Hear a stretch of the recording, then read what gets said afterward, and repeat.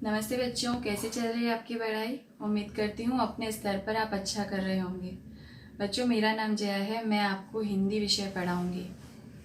इकाई 1 जो कि एक चित्र पाठ है, जिसका शीर्षक है चित्र के संग संग। बच्चों, चित्र पाठ का मतलब होता है चित्र के माध्यम से ज्ञान प्राप्त करना, चित्र के माध्यम से अभ्यास करना। यानी दिखाए गए चित्र में हमें क्या क्या दिख रहा है, उसमें कौन कौन सी क्रिया हो रही है, हर एक चीज़ को, हर एक दृश्य को बहुत ध्यान से देखना है और उसको अपने शब्दों में रूपांतरित करना है। बच्चों, इस चित्र पाठ में भी ऐसी बहुत सी क्रियाएं हो रही हैं जिसका हमें वर्णन करना है। तो चलिए देखते हैं इस चित्र में क्या दर्शाया गया है और उसके आधार पर उसमें होने वाली क्रियाओं का हम वर्णन करेंगे। इकाई 1 चित्र के संग संग। बच्चों, इस चित्र को ध्यान से देखिए। चित्र को ध्यान से देखना इसलिए है क्योंकि चित्र का वर्णन करते समय हमें उन सारी बातों का वर्णन करना है जो चित्र में हमें समझाने की कोशिश की गई है। इसलिए हमें चित्र में हर एक दृश्य को अच्छे से समझना है। तो इस चित्र को जब हम ध्यान से देखते हैं तो हमें ये लग रहा है कि यह चित्र किसी शहर के विस्तार का है, क्योंकि यहाँ पर कुछ पक्के मकान दिख रहे हैं, पक्की सड़क दिख रही है और सड़क पर कुछ यातायात के साधन जाते हुए दिख रहे हैं। यातायात के साधन यानी कि वाहन, जैसे साइकिल, रिक्शा, बस इत्यादि। तो यहाँ पे कौन से साधन हैं? यहाँ पर हमें मोटरसाइकिल, रिक्शा और 2 कारें जाती हुई दिख रही हैं। तो चित्र में हमें दिख रहा है कि एक आदमी बाइक पर बैठकर जा रहा है। बाइक के पीछे एक रिक्शे वाला रिक्शा लेकर जा रहा है। अब आप बताइए कि रिक्शे में एक ही यात्री क्यों बैठा है? तो ऐसा लग रहा है कि रिक्शे वाले को कोई दूसरी सवारी नहीं मिली, इसीलिए रिक्शे में एक ही सवारी है। अब रिक्शे के पीछे जब हमारी नजर जाती है तो हमें 2 कारें दिख रही हैं जो अपनी गति से चल रही हैं। अब सड़क के किनारे देखिए, यहाँ बहुत सारी क्रियाएं हो रही हैं जो अक्सर हम भीड़ भाड़ भरे इलाके में देखते हैं। आप ध्यान से देखिए, सड़क के किनारे रास्ते पर सबसे पहले हमारी नजर जा रही है तो हमें कुत्ता दिख रहा है जो लेटा हुआ है। ऐसा लग रहा है मानो थक गया है और आराम कर रहा है। वहीं उसके पास एक मोची भी दिख रहा है। मोची यानी जो हमारे जूते सिलता है, जूतों पर पॉलिश लगाता है, तो वही मोची अपने औजार लेकर बैठा हुआ है। ऐसा लग रहा है मानो अपनी छोटी सी दुकान लगाकर ग्राहक का इंतजार कर रहा है। जब ग्राहक उसके पास आएगा तो वह उसके जूतों को पॉलिश करके देगा। अगर किसी के जूते फटे हैं तो उसे सिल देगा और उसके बदले में उसे कुछ पैसे मिलेंगे जिसके द्वारा उसका गुजारा होगा। तो मोची इसे कहते हैं बच्चों। अब हमारी नजर जाती है साइकिल की दुकान पर। देखिए क्या दिख रहा है वहां पर। हम देख रहे हैं कि वहां पर जो दुकान वाला है, साइकिल की दुकान वाला, वह साइकिल के टायर में पंप से हवा भर रहा है।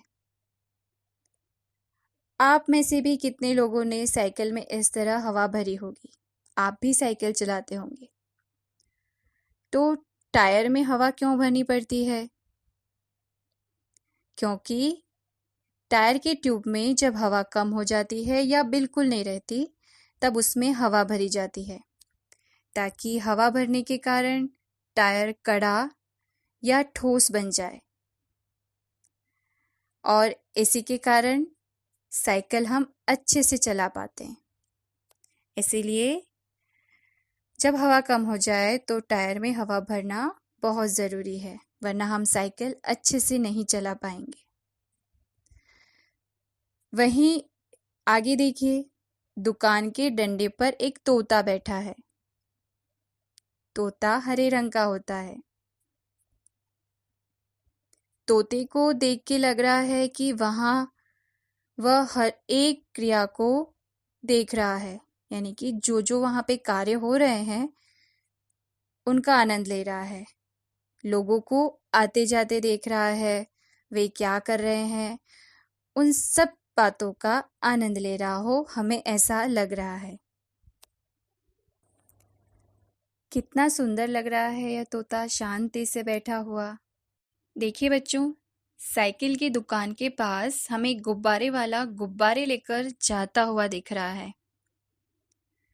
उसके हाथ में एक डंडा है और डंडे से उसने कई रंग बिरंगी गुब्बारे बांध रखे हैं, जो हवा में इधर उधर उड़ रहे हैं। गुब्बारे हवा में उड़ते हैं क्योंकि उसमें गैस भरी होती है, जिसके कारण गुब्बारे हवा में उड़ सकते हैं। देखिए कितने सुंदर लग रहे हैं ये रंग बिरंगे गुब्बारे। आपको पता है, गुब्बारों को हम सामान्य तौर पर अपने मुंह से हवा द्वारा भी फुला सकते हैं, और गुब्बारे में गैस भी भरी जा सकती है। गुब्बारे में एक ऐसी गैस भी होती है जिसके कारण गुब्बारे आसानी से हवा में अपने आप उड़ते हैं। वह कौन सी गैस है? हीलियम गैस, जिसके कारण गुब्बारे आसानी से हवा में उड़ सकते हैं। तो अगर आपसे पूछा जाए तो आप कह सकते हैं ना कि गुब्बारे हवा में इसलिए उड़ते हैं क्योंकि उसमें गैस भरी होती है ना दिखने में बड़े ही सुंदर। गुब्बारे वाले के बाद हमारी नज़र पड़ती है एक कुंजड़िन पर, यानी कि सब्जी बेचने वाले पर। आप देखिए, यह कुंजड़िन टोकरी में बहुत सारी सब्जियां लेकर, यानी अलग अलग तरीके की सब्जियां लेकर बेचने के लिए जाती हुई दिख रही है। आपको कुंजड़िन का मतलब तो पता चल गया ना? कुंजड़िन यानी सब्जी बेचने वाली, जो घर घर जाकर, गली गली जाकर अपनी सब्जियां बेचती हैं, हमें घर बैठे ही सब्जियां उपलब्ध कराती हैं। तो हमें कुंजड़िन की टोकरी में विभिन्न प्रकार की सब्जियां दिख रही हैं, जिन्हें लेकर वह बेचने के लिए निकली है। इसके उपरांत हमें इस चित्र में एक रोड लाइट दिखाई दे रही है। बच्चों, सड़क पर आपने अगर देखा हो, आपकी नज़र गई हो, जब रात हो जाती है तो सड़क पर उजाला होता है। किसकी वजह से? इन्हीं रोड लाइट्स की वजह से। इन्हीं के द्वारा अंधेरे में रात को वाहन आसानी से जा सकते हैं, लोग आ जा सकते हैं, उन्हें अंधेरे का सामना नहीं करना पड़ता। अब जरा आकाश की तरफ देखिए। आकाश में हमें कुछ पक्षी उड़ते हुए दिख रहे हैं और दूर दूर बादल दिखाई दे रहे हैं। वहीं सड़क के विपरीत किनारे हमें कुछ मकान दिखाई दे रहे हैं। उसी के पास हरे हरे पेड़ दिख रहे हैं। तो बच्चों, इस चित्र में सड़क के किनारे जो आम तौर पर क्रियाएं होती हैं उनको दर्शाया गया है। मतलब सड़क पर चलने वाले वाहन और फुटपाथ पर जो आम तौर पर क्रियाएं होती हैं उसको दर्शाया गया है। तो यह चित्र जो है बहुत ही सुहावना दिख रहा है। सभी लोग शांति से अपना काम कर रहे हैं, अपनी अपनी गति से अपने अपने काम कर रहे हैं। बच्चों, जब इस चित्र का वर्णन आप अपने शब्दों में करेंगे तो आपको कुछ शब्दों का ज्ञान होना बहुत ज़रूरी है, जिनके माध्यम से आप चित्र वर्णन करेंगे। चलिए उन शब्दों को देख लेते हैं। ये शब्द हैं कुंजड़िन, रिक्शे वाला, गुब्बारा, टायर, ट्यूब, मोची, मोटरसाइकिल, ग्राहक, पंप, तोता।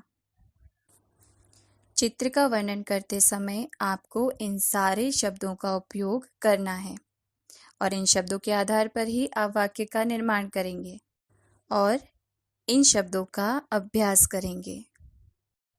बच्चों, यह चित्रपाठ चित्र के संग संग अभी समाप्त नहीं हुआ है, यानी आगे हमें अभी बहुत कुछ जानना है चित्र के माध्यम से। तो अगले सेशन में हम वे सारी बातें जानेंगे। हम जानेंगे कि अभी तक इस चित्र में, यानी जो चित्र हम समझ चुके हैं, उसमें हर कोई अपना काम शांतिपूर्वक कर रहा है, लेकिन अचानक से कुछ ऐसा हो जाता है कि सभी एकदम से चौंक जाते हैं और सब कुछ अस्त व्यस्त हो जाता है, सभी हड़बड़ा जाते हैं। तो ऐसा क्या होता है, हम ये सब जानेंगे अगले सेशन में चित्र के माध्यम से। तब तक जिस चित्र वर्णन को हम समझ चुके हैं उसे आपको अपने शब्दों में लिखना है, उसका अभ्यास करना है। करेंगे ना इतना? धन्यवाद।